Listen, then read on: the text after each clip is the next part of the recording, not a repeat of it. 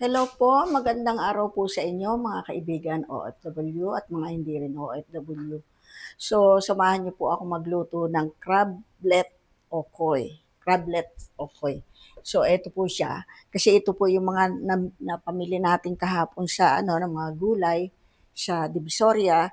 So, isang linggo po kami magugugulay ngayon pero masasarap na putahe. So, i-close up ko po sa inyo. So, ito po yung kalabasa na kinudkod ko kasama na yung balat kasi sabi ng nanay ko, ng inang ko nung araw, masustansya daw yung balat. Ito po siya, ayan. So, ang ginamit ko pong pang kudkod, ito siya. Bibili po ito sa online, sa Shopee o sa Lazada. So, ito po, nag-ano ako ng kaprasong kalahati ng papaya, nabitas ako doon sa puno natin, dahon ng sibuyas, galing ng Divisoria, isang carrots lang po iyan, tapos itong Baguio beans, konti lang siguro, mga ilang guhit lang yan o ilang grams. So, nag-ano ako ng 3 medium na sibuyas, at saka isang buong bawang na malaki, ayan. So, ito po yung ating crablet na gagawin nating okoy, yung binili ko kahapon. Tinanggal ko na po yung mga balat niya, yung talukat niya, at saka yung aligin niya, at aking binold pang gagawin nating soup sa mga lulutuing pansit o ano-ano. Itatabi ko po iyon. So, sa panahon po ngayon, di natin kailangan na magtapon. Napakamahal ng bilihin. So, eto po, imimix ko na. Maglalagay tayo ng cornstarch at saka rice flour. Kasi ang rice flour po, malutong. Ayan, 1 cup na tawag dito na cornstarch at saka 1 cup na rice flour. So ito, ano rin ito, cornstarch, gagawin natin butter. So, imimix na po natin. Ito may asin at saka egg. Ayan. Maglalagay din tayo ng chili flakes. So ito, si kalabasa. Ayan. Ang ganda-ganda ng kulay niya. Tapos ito pala yung paminta. So, imimix ko na po sila together. Magkasya sana. Ayan. Nakasya naman. So, malinis po ang aking kamay. Ayan. Iyaano na natin. Maganda po yung pangkayod na ganyan. Bili na lang po kayo sa Shopee o sa Lazada. Sa Lazada ko yan nabili. Online. Made from Thailand. Ang ganda ng kanilang pangkudkod, ang pangkayod. Napaka-colorful ng kulay niya. Maglagay na po tayo ng asin. Ito pala, meron na dito. Ayan, tansya lang po. Kasi sa sausawan po natin gagawin, gumawa na ako ng sukang version ko po na kinurat. Ayan, maglagay tayo ng paminta.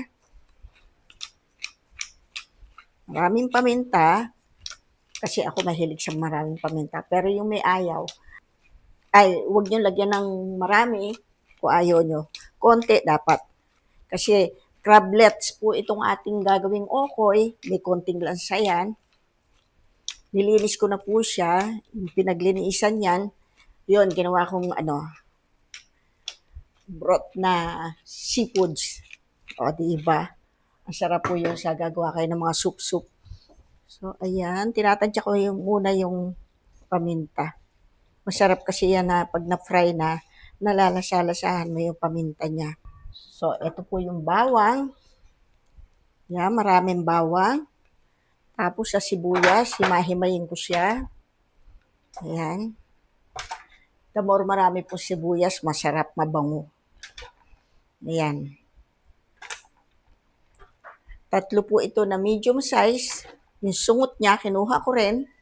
At itatanim ko po. Magagamit natin katulad nito. Dahon ng sibuyas. Pag nagluto ka, may mailalagay ka, magsalad ka, may mailagay ka. Napakamahal po kasi ng bilhin niya. Maging practical tayo. So, naisip ko kanina, ang tataba nitong crablets, yung mga aligi niya, punong-puno. So, pinakuluan ko yung pinag-aaligihan niya, at tapos niluglugan ko siya nito para lalong masarap. Kasi sayang, malinis naman ito bago ko binuka-buka o binulatlat. Hinugasan ko ng maraming beses kahit alam kong malinis yung crabs at bagong huli. Buhay-buhay pa ho yung iba niyang kahapon, kaya tuwan-tuwa ako, unahin ko. Dapat chopsuey nga ngayon, di matuloy-tuloy. Eh, nakita ko yung ano, tsaka ito mangingitim pag nasa freezer, pag medyo nagtagal, papayat, mangingitim. Tapos yung dahong sibuyas, na malalanta na yon, masisira na, napakadali. Yun yung binili kong talong, ang ganda kahapon, ngayon natunaw-tunaw. Inihaw ko muna. Ayan, marami rin pala siya, oh. So, lalagyan ko na po siya ng isang egg.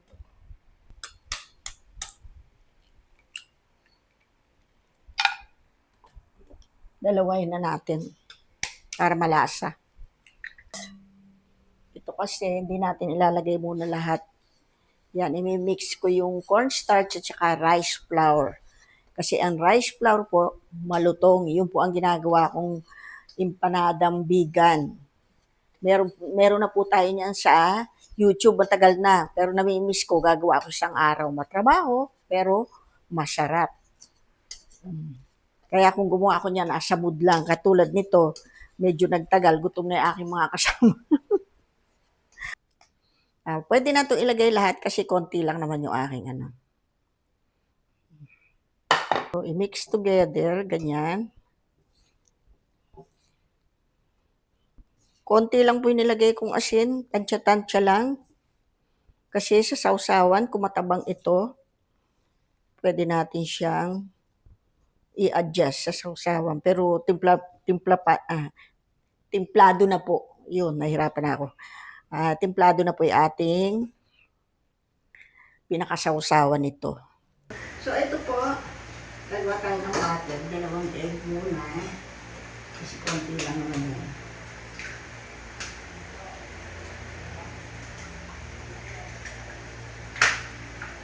Tapos, konting asin.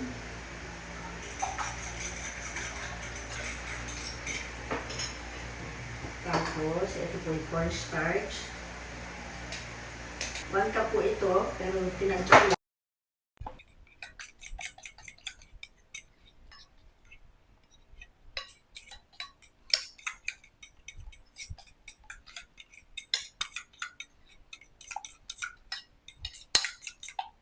Lagyan na rin natin ng paminta para masarap. Yan, sakto lang pala. So, ito po yung butter natin. Ayan. So, si crablet natin. Ayan, yung gagawing okoy.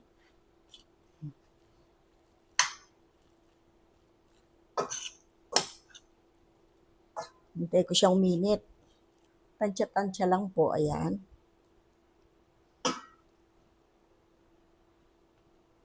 Ay, kapal.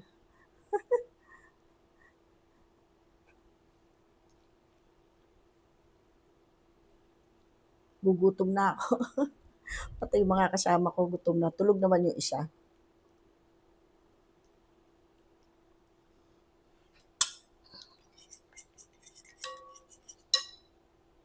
Ilubog na po natin si crablet dito. Ayan, yung ilalagay natin.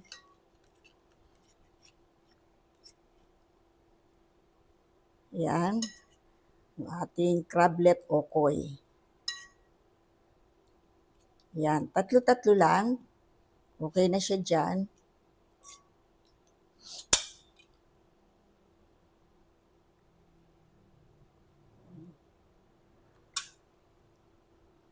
Hulog ko na, mukhang mainit naman na siya.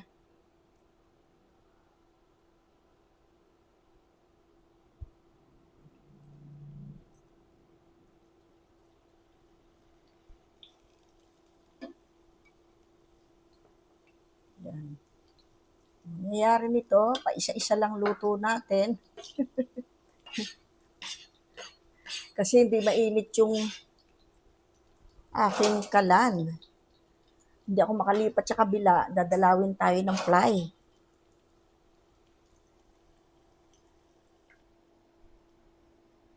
Bango. Bisme. Hina yung apoy. Ayun. Mahina nga apoy. Nagbawas po ako ng oil, yung una ko niluto, pinakain ko na muna yung barista ni Lester, si Francis, kawawa naman tanghali na eh. So ito po, binawasan ko oil, ito nilagay ko muna dito. Kasi hindi kaya ng init. Kaya nagsalang ako ng dalawa ngayon. Atin siyang i-check. Hindi pa, malamig talaga yung ano. Itong kalan, hindi kaya yung power nito. So, ayan na po. Hinawakan ko na yung camera, ay yung cellphone. Ayan, yung ating crablet okoy. Naku, ang bango-bango.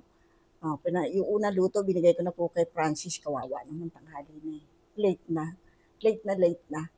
So, ayan po, i-arrange ko na. Kung luto na yung kabila niya, kabibiling ko lang uli. Ayan. Ililipat ko po sa isang frying pan na manipis para mabilis makaluto. Pero parang okay na rin dyan eh.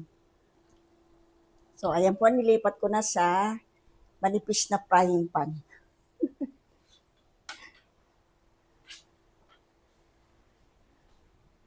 Baka maging successful na. Ang sarap, tinikman ko po siya. Hindi ako nakatiis. Ayan, oh. Si Francis kumain na. Pa natin ang lutong nung ano niya. Makakain mo. Isang ko yung gulay eh. Ayun.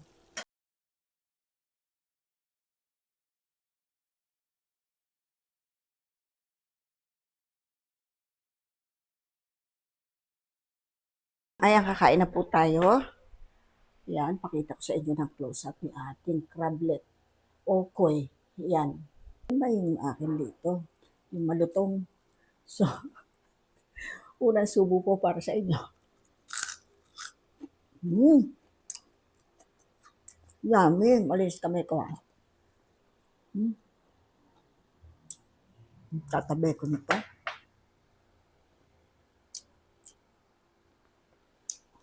Ito na lang. Kung kayang-kaya ko yung isang piraso.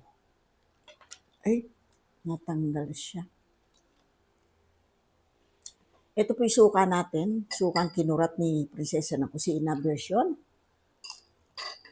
Yung una kong niluto, malutong pa. Laki ng kutsara. Pinanando ko ng kanin.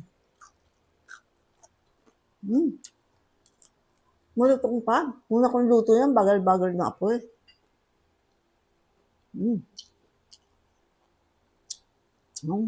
Sarap.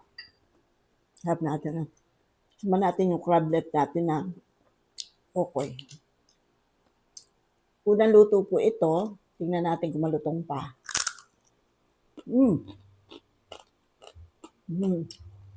Nakakita ko sa Indonesia.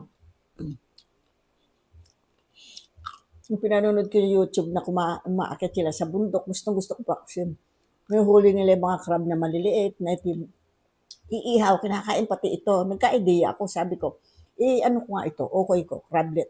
At least ito, naprito, pero yun, inihaw lang nila, walang tapon. May hindi nila biniyak, buong buo ginagaya. Hindi ko, sarap, bagay.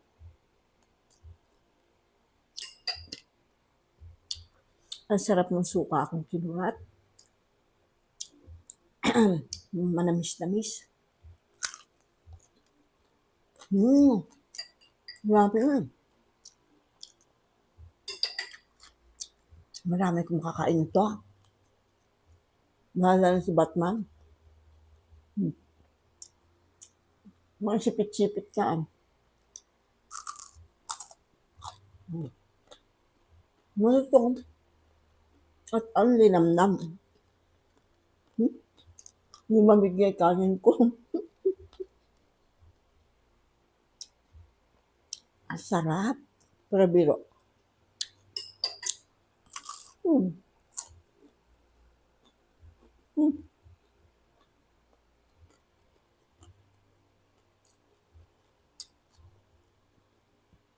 Ang tululawan talaga. Mga lamig.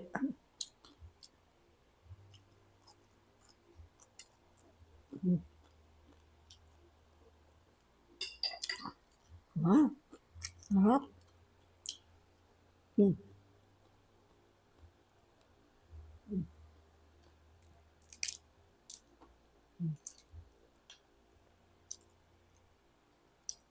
si crablet. Okay. Buti nga naman, masamig sa suka ko. Sarap eh. Nihigop ko eh. Mm. Ah, ang tapon.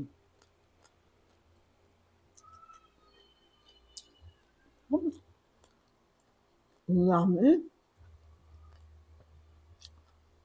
At ulam. Sarap din tong pulutan. Mm. Mga bang alaga ko, hindi sila pwede nito.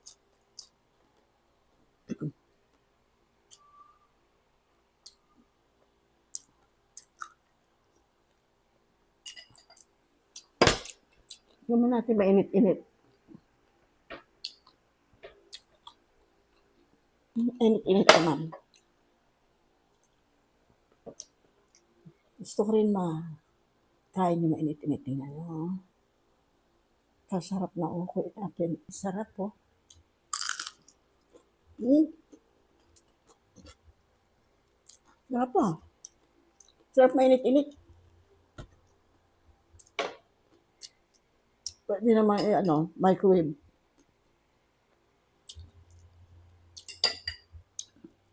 No? Malutong ba? Ang sarap. Promise. Maghanap kayo ngayon ng crablet na maliit. Gawin yung okoy.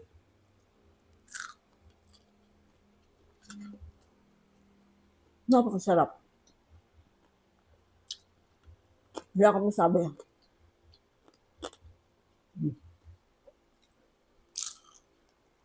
Mm.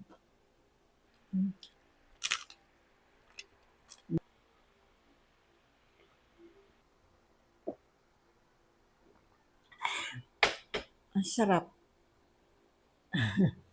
Yung tinanim ko dyan, nasusuplayan na kami. Mm. Ang tamis niya, sarap. Okay, naantok na. See you po next video. Thank you. Ito, nananaba na may lola nyo. Bye-bye.